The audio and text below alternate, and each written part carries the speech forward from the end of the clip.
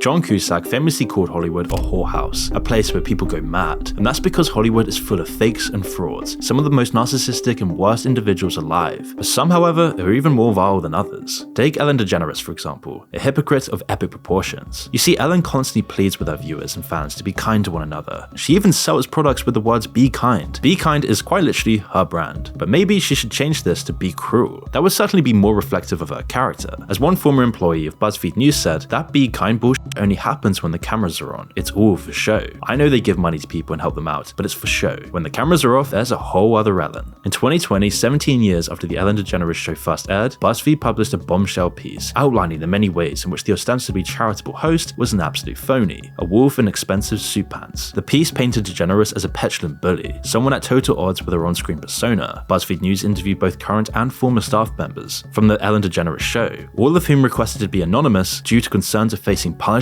from the host and the NBC network. Some disclosed that they were terminated after taking medical leave or bereavement days to attend family funerals. Additionally, one employee who was tired of enduring comments about her race decided to quit her job. Furthermore, some employees revealed that their direct managers explicitly instructed them not to engage with DeGeneres, especially if they encountered her in the office. In other words, never ever try to initiate a conversation with her. Ellen, a true elitist, had no interest in conversing with the poorly paid. She doesn't want to talk to the peasants, only those she can get more power from. In March of 2020, comedian Kevin Porter kicked off a now infamous Twitter thread, encouraging people to share the most insane stories you've heard about Ellen DeGeneres being mean, and they did. And today, the tweet has more than 2,500 replies. One person commented, "My brother is a wish kid. His wish was to be at the 12 Days of Ellen, which was arranged. 1 month before, they cancelled because Ellen refuses to interact with disabled people," crushing his heart. Another wrote, "15 or more years ago, I sent Ellen a letter. She ended up reading it on air, totally making fun of me and laughing at me. I was humiliated. I haven't been a fan since then." Another ex-user shared a story about Ellen making a big deal on air about adopting a puppy, but once the show was over, told someone to get rid of it. It was as hard for me to believe the story because Ellen always seems so nice, but maybe not. And the list just goes on,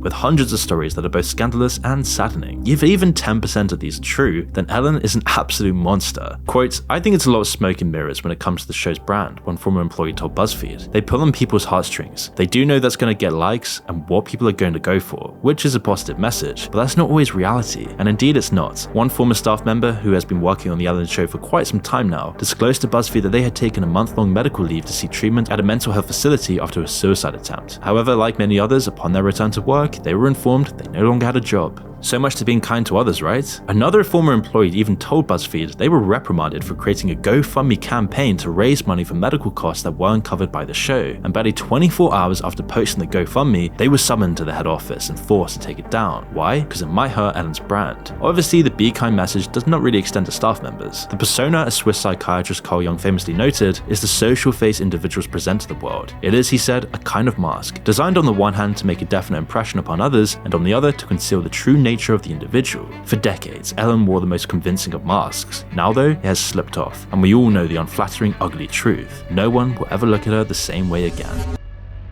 But before we continue, I want to tell you about our video sponsor. You see, I love good food, but when making these videos, I feel like I never really have time to grocery shop, cut up the portions and cook. And yet, I don't really want to eat unhealthy Uber Eats. But thanks to HelloFresh, you can get fresh, good ingredients straight to your door. And it's so much cheaper and efficient than doing a grocery run, all while being delicious. Fresh ingredients, amazing recipes, and the best part is, it's all at a great price. And now HelloFresh has more options to support your wellness journey than ever before. Dig into their biggest menu yet with 45+ dinner options, and even more market items that suit any healthy lifestyle. Plus, you can start your day right in the new year with free breakfast for life, where you can get one free breakfast item per box while your subscription is active. And all you've got to do is choose your recipes and select a delivery date. HelloFresh then handles the meal prepping and the shopping, so all you have to do is open your box of pre-portioned ingredients and get cooking. And if you're anything like me, and you always get tired of the same old recipes over and over again, HelloFresh is a real game changer here. They've got over 30 calorie smart and protein smart options every week. Fresh, pre-portioned ingredients that make cooking a breeze with delicious flavors. So let's start the new year with a bang and join HelloFresh today, where you'll get a lifetime of free breakfasts and delicious green HelloFresh boxes. So click the link in the description or use my code and get free breakfast for life, and one breakfast item per box while your subscription is active.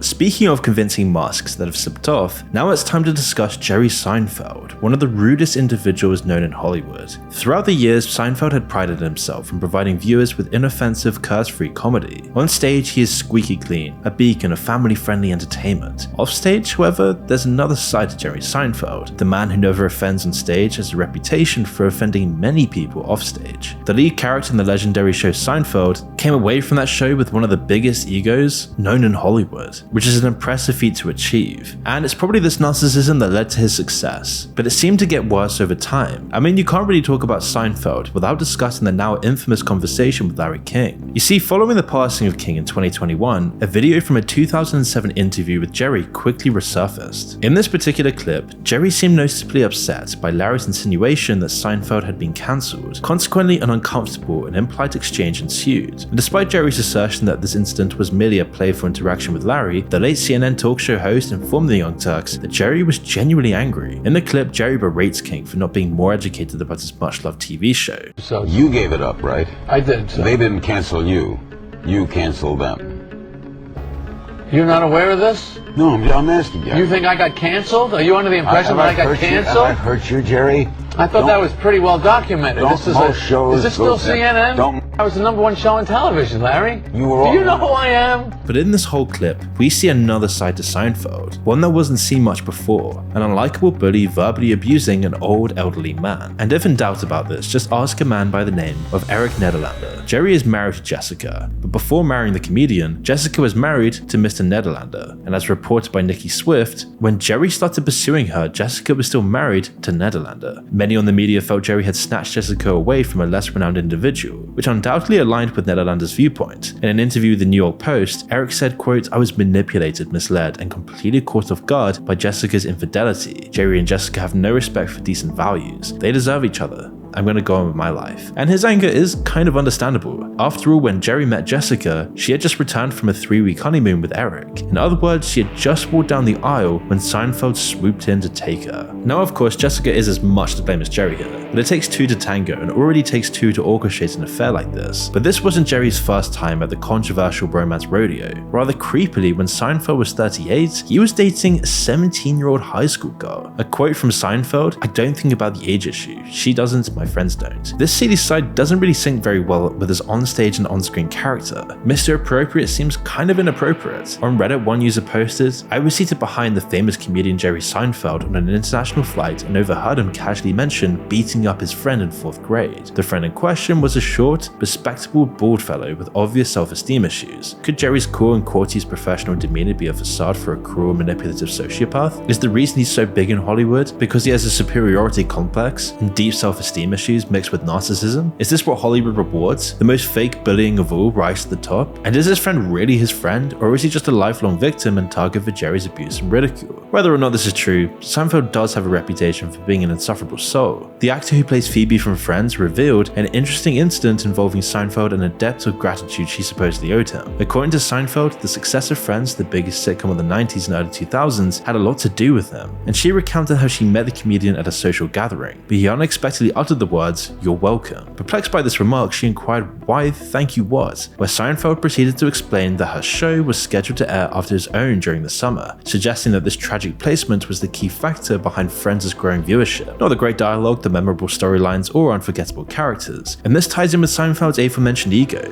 Just look at this interview clip, where he completely brushes off Kesha and refuses to even touch her in front of the cameras, embarrassing her publicly. Most of the time. Kesha, I love you so much. Oh, thanks. Can I give you a hug? No, thanks. Please? No, thanks. A little one. Yeah, no, thanks.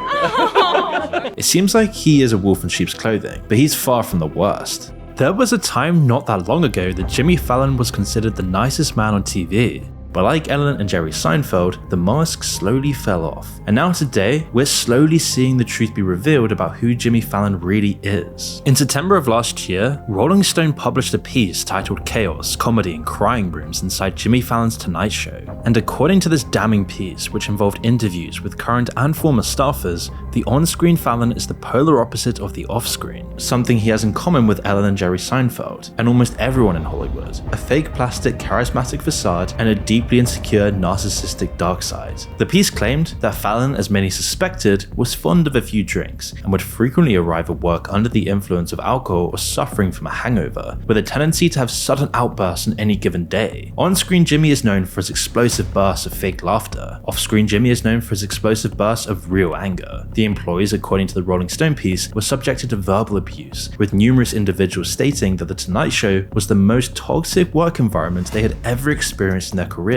Although the issues were reported to the management, they often remained unsolved, as the showrunners, 9 individuals in 9 years, were unable to tame Fallon. The dressing rooms were commonly referred to as crying rooms, as they served as a space for the staff members to express their frustrations and fears. Fallon reportedly responded to the accusations in a call with staffers saying, quote, "Sorry if I embarrassed you and your friends. I feel so bad I can't even tell you." But his treatment of staff was reportedly so bad that the aforementioned Jerry Seinfeld reportedly made him apologize. Now, if Jerry Seinfeld of all people is encouraging you to apologize, then something really bad must have happened. Although the Rolling Stone article shocked many readers, Fallon's dark side has been a poorly kept secret for years. Quote, "He's a mess, and he has been for well over a decade." Fallon has long been plagued by rumors surrounding his substance use. According to a report by the New York Post in 2015, NBC had concerns about Fallon due to his alleged excessive drinking. He gained a reputation as a heavy drinker among bars in the city, and even found himself involved in a bar brawl in April 2014. According to Fallon's former SNL castmate, Horatio Sanz, the duo were super functioning alcoholics, definitely. Sanz would later be accused of sexual assault, and Fallon, his close friend, was reported to actually enable the abuse by acknowledging it but never saying anything about it, although these are just allegations. In addition to all of this, Fallon is just an absolute phony. Every time you watch one of his interviews, it always just makes you feel weird, how fake and scripted it feels. Fallon isn't a real person. During this 2019 interview with Steve Martin and Martin Short, Short said, quote, "Congratulations. But this is the greatest show on television because there is no host in late night that pretends to care the way you do." Thank you. And I love that. And I love that so much. Oh, no. Fallon then proceeded to thank him profusely, but Short wasn't finished. I mean, no one captures phoniness the way you do. It's a gift. A little later in the same interview, Short sarcastically heaped praise on Fallon for deciding to abandon the comedy, before adding that he was impressed with Fallon's clean image. You have such a clean image. I mean, and that's hard to do in today's world. I suggest that whatever you're paying the National Enquirer, you should double it.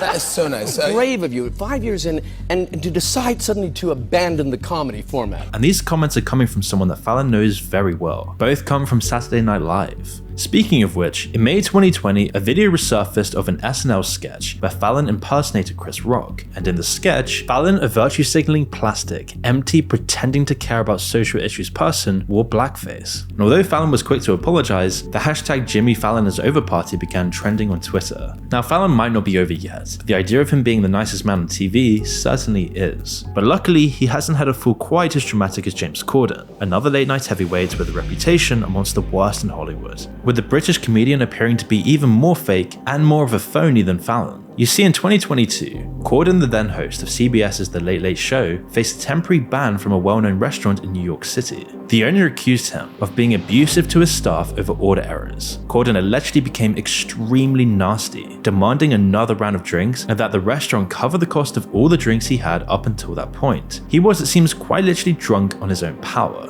which isn't all that surprising considering that all of these people in Hollywood seem to act in this way. Power-hungry narcissists, given fame by one of the most satanic industries in the world. According to the same report, Corden was out for lunch with his wife Julia Carey. Chaos ensued after his wife asked for an egg yolk omelette with cheese and salad, and after it arrived with a little bit of egg white mixed with the egg yolk, Corden, clearly unhappy, sent it back, and when the kitchen remade his wife's omelette, they added a side of home fries instead of salad. That's when all hell broke loose. And quote, Corden began yelling like crazy to the server. According to the owner of the restaurant, "You can't do your job, maybe I should just go into the kitchen and cook the omelette myself," screamed Corden. In addition to being overly aggressive and rude, Corden has been accused of a joke theft, a cardinal sin amongst comedians. In 2017, Noel Fielding, the beloved host of the Great British Bake Off, accused Corden of using my material.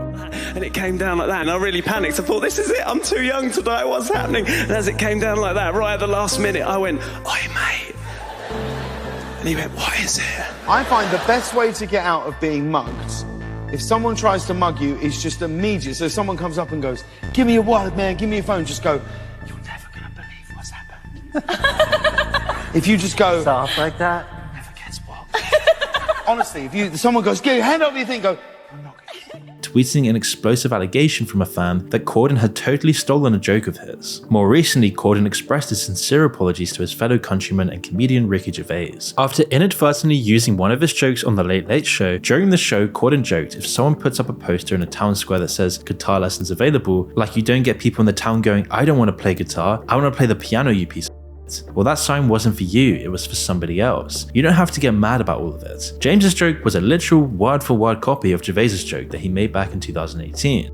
That's like going into a town square, seeing a big notice board, and there's a notice, guitar lessons, and you go, but I don't f***ing want guitar lessons.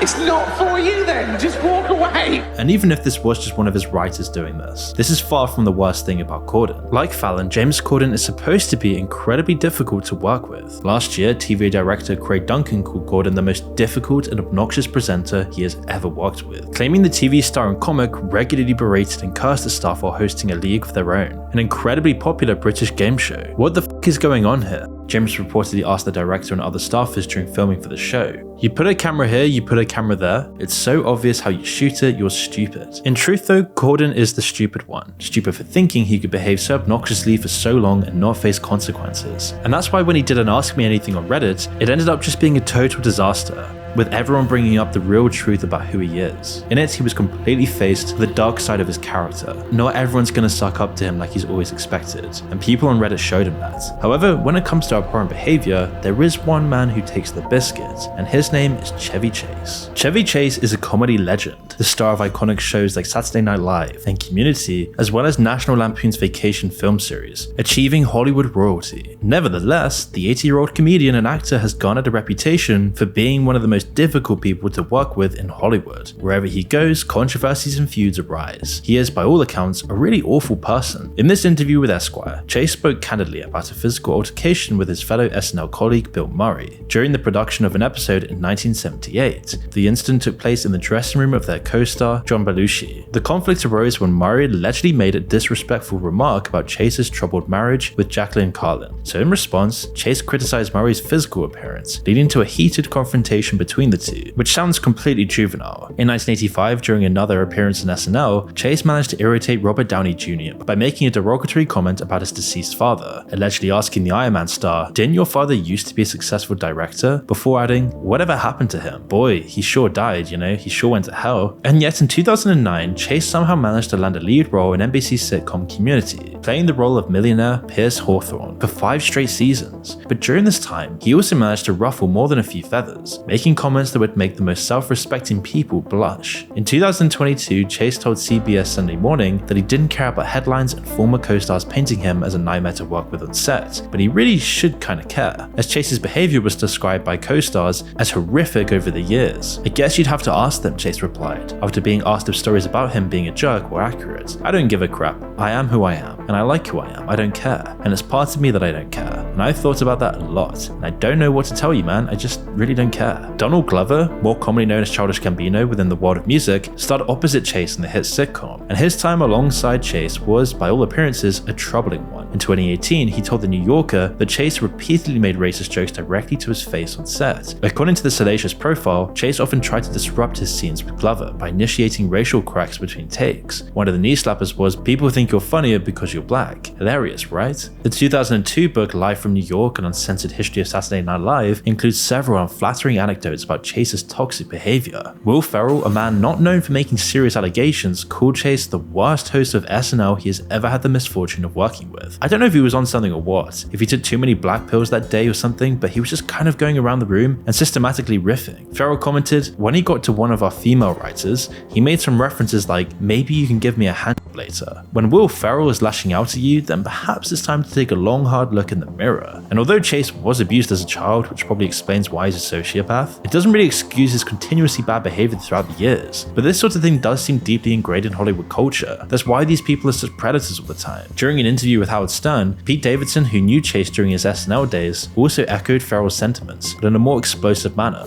"Chevy Chase," he said, "he's just a genuinely bad racist person and I don't like him. And he's not the only one who doesn't like Chase, a man who for decades made many people laugh with his on-screen antics, but also probably made quite a few cry with his off-screen comments. And this is just the tip of the iceberg in Hollywood. There are far more serious examples. I'm talking about the criminals, the people really running the show behind Hollywood, and in the future, we will get around to discussing them.